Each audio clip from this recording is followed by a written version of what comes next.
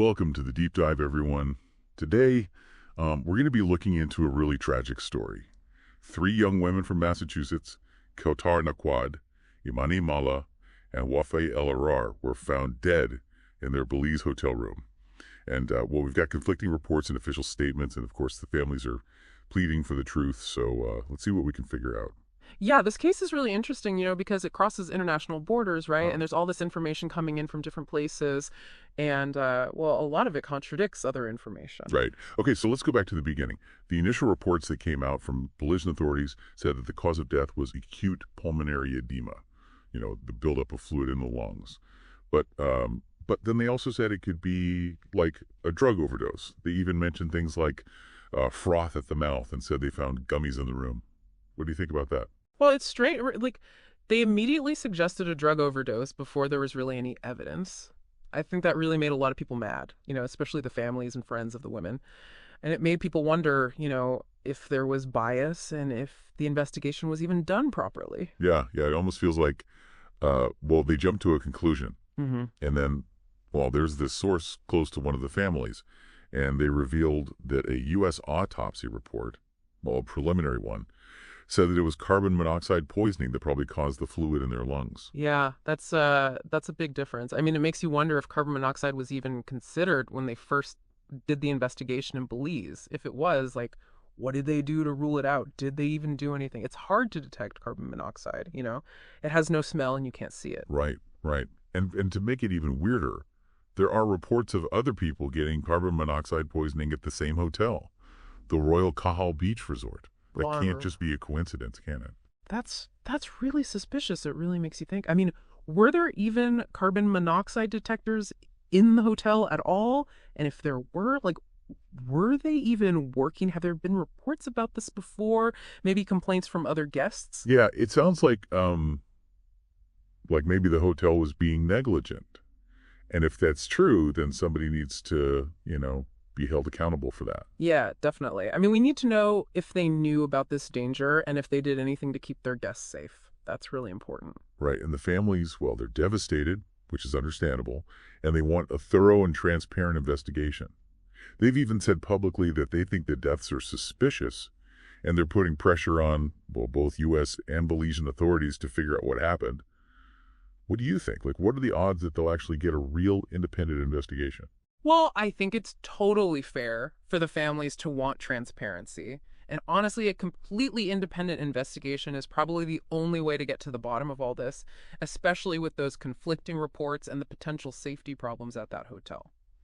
Reading the family's statements it's really heartbreaking. They're talking about how kind their loved ones were and what a positive impact they had on everybody. It's got to be so frustrating to not have any real answers. Yeah, that's really the human side of all this. It's not just about, an investigation. It's about families who are grieving and they deserve to know what happened. And now there's even more going on. A city councilor from the women's hometown is saying that, he's accusing Belizean authorities of basically stonewalling U.S. officials and the families. Yeah. He's even suggesting that they might be trying to protect the tourism industry and make sure San Pedro keeps a good reputation. And even the mayor is concerned about the lack of transparency. So, what happens if those accusations are true? Well, that's a big problem. If it turns out that they're true, then it shows how hard it can be to do an investigation when it crosses into different countries. There's politics and economics and all that. It makes you wonder what else is happening that we just don't know about, Yeah. behind the scenes and all that. Yeah, for sure. And it just highlights how important it is for everyone to be open and to cooperate no matter what the investigation finds. So, okay, we have these conflicting reports, and then there are possible safety issues at the hotel, and grieving families who want answers. And now people are saying it might be a cover-up. What do we do now? Where do we even go from here? Well, I think we need to wait for the results from the U.S. autopsy, right? Because those are really important. I mean, those results could tell us for sure what the cause of death was, and they could even show us if carbon monoxide poisoning really was involved. Okay, so we've talked about the initial facts of this case, and we've touched on some of the big questions that need to be answered. I think it's time to take a closer look at carbon monoxide, specifically, how dangerous it is and why we're so concerned in this case. And we'll do that when we come back on the deep dive.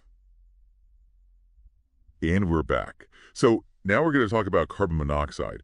What makes it so dangerous and why this case has us so worried. Right. So carbon monoxide, they call it the silent killer, and for good reason, right? You can't see it, can't smell it, can't taste it. Like, you really need special equipment to even know if it's there. Which makes those reports about other people, the ones who got carbon monoxide poisoning at the Royal Cahal, even more scary.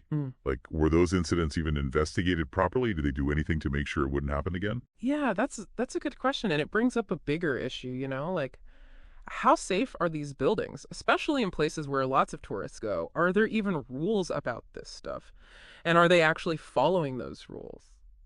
It's something travelers should really think about. Right, and do those rules, are they different in different countries? I mean, could the rules in the U.S. be totally different from the rules in Belize? Could that, matter in this case? Oh, yeah, absolutely. Building codes and safety regulations, they can be totally different depending on where you are. And that's why it's so important for travelers to do their research, and be proactive about safety, even if they're staying at a fancy hotel or whatever. So what can travelers do to, protect themselves, especially from carbon monoxide poisoning? Because you can't even tell it's there. Well, first of all, just be aware. Understand that carbon monoxide is a real danger and know where it comes from, like faulty gas appliances or maybe a room that's not well ventilated. So do your research. Before you even go on your trip, look up the hotel, see if it has a good safety record. Yeah. See if there have been any similar incidents. Exactly. And think about getting a portable carbon monoxide detector. They're not even that expensive, and they could really save your life, especially if you're staying in an older building or if you just, have a bad feeling about the place. Yeah, for sure. It's always better to be safe than sorry. Okay, so let's go back to the investigation for a minute. We can't ignore those accusations about, people saying that Belizean authorities are trying to cover this whole thing up. What happens if that's true? What are the implications of that?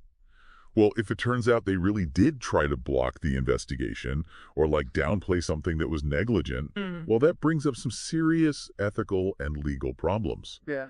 And it could really hurt Belize's reputation as a tourist destination. And it's just awful for the families. They're already going through so much, and then to feel like someone's hiding the truth from them, it's got to be so painful. For sure, transparency and accountability are crucial in any investigation, but especially in a case like this. It's international, and there are families who deserve justice. And what about the U.S.? What could the U.S. government do to make sure the investigation is done right? Well, they can put pressure on Belize, diplomatic pressure to make sure they're cooperating. They can also help the families directly, with legal stuff, or just by giving them resources. This case is it's so complicated. You have different countries and different legal systems, and then you have all this political stuff going on. Absolutely. It really shows how important it is for countries to work together, Yeah. especially when something like this happens. Okay, so let's just review what we've talked about. We have these reports, but they don't agree on the cause of death. There was these possible safety issues at the hotel, and then there are people saying it's a cover-up. And the families, they just want to know what happened. Yeah. So what are the big takeaways for you? What's the most important stuff here? I think the most important thing is, be careful when you travel. Yeah. Do your research and be proactive about your safety. And remember that things can get really tricky when investigations go across borders. And, don't forget about the human side of all this. These families deserve justice. Yeah, that's really well said. Okay, so in the last part of our deep dive, we're going to talk about the legal options that the families have and what might happen next. So stay with us. All right, so we're back, and now it's time to look at the legal side of this whole thing. We've, uncovered conflicting information, maybe some negligence, and even accusations of a cover-up. So, what are the legal possibilities here? Yeah, so depending on what the investigations find out, there could be a few different legal things that could happen. For the families, this could mean wrongful death lawsuits that could sue the hotel or even, maybe even Belizean authorities if it turns out that there really was a cover-up. So even though it happened in Belize, could the families, actually sue in the U.S.? It's possible, yeah. See, international law has this, it has this thing called forum non-conveniens. It basically means that a court can decide not to hear a case if they think a different court would be better. Maybe a court in a different country. Okay, so for people who don't know all the legal jargon, can you explain forum non-conveniens in normal words? Sure. Forum non-conveniens is basically a rule that lets a court say, hey, another court should really handle this case. It often happens when they think a court in a different country would be more convenient or better equipped to deal with the case. So, like in this case, a U.S. court could say that a court in Belize should handle it, or the other way around. Exactly, yeah. It can get pretty complicated, but it usually comes down to things like where they have the evidence, where the witnesses live, and which legal system is, better suited for the specific issues in the case. Gotcha. And what about suing in Belize directly? Like, could that happen, and what would that be like? Yeah, that's definitely an option, but dealing with a legal system in another country, well, it can be tough. The families would have to find lawyers in Belize, and they'd have to figure out the laws and how everything works there. But if they find proof of negligence or wrongdoing, they could sue the hotel or, specific people who are involved. It sounds like the families could be in for a long, and really difficult legal fight, no matter what they decide to do. Yeah, that's true. Cases that cross international borders, they can take a long time and cost a lot of money, and there's never any guarantee about what's going to happen in the end. Let's talk about the political side of this for a minute. Mm-hmm. Remember those accusations about, Belizean authorities stonewalling the investigation? Mm-hmm. Could that, have consequences for Belize if it turns out to be true? Oh, yeah, definitely.